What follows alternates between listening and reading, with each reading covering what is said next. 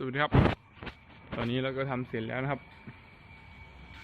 แต่ยังไม่สมบูรณ์เท่าไหร่นะครับเดี๋ยวเราจะไปเชื่อมตรงคอท่อนะครับที่นี่มีตู้เชื่อมสแตนเลสครับต้องไปร้านสยามนะครับเดี๋ยวผมจะขับไปนะครับเดี๋ยวไปลองฟังเสียงกันนะครับ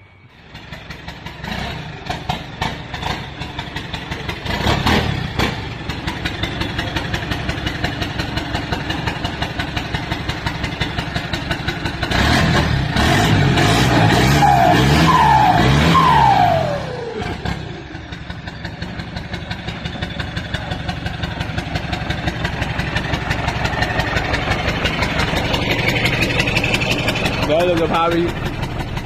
ไปฟังตอนขี่ครับตัวนี้เสียงไม่มีท่อนะครับเสียงยังไม่ได้เอาท่อใส่นะครับมันเป็นท่อสั้น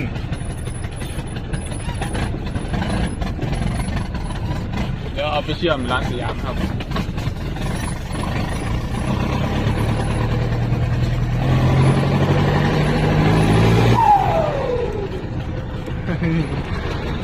โอ้ไม่สู้ครับดังดีมากครับเดี๋ยวใส่ท่อตัวนั้นดูว่าจะดังแบบไหนนะครับ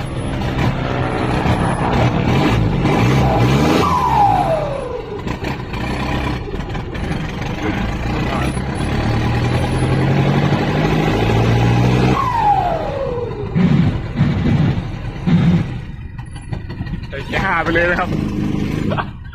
ใส่เกียร์ให้ถูกครับไม่ใช่รถตัวเอง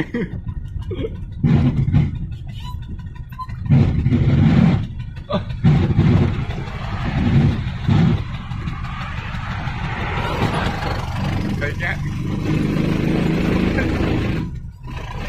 ยร์ 5ไปเลยนะครับโอ้พาไปร้านสยามนะครับ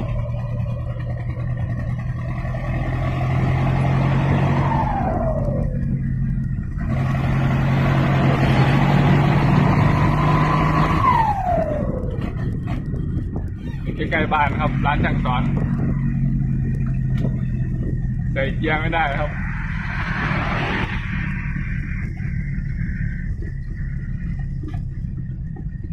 ใส่ได้เกียร์ 2กับ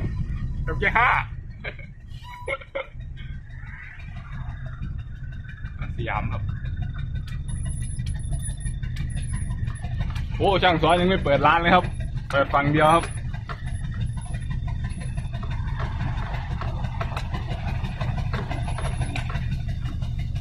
เดี๋ยวเรามาลอง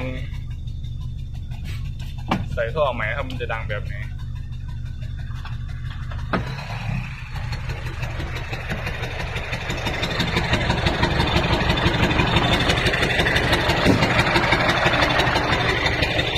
โอ้ทางซ้อนมันเตือนอยู่เดี๋ยวก็ต้องรอชมไปนะครับเดี๋ยวเสียงจะออกฝั่งนั้นจะเป็นยังไงนะครับเดี๋ยวเราติดตามไปเลยนะครับ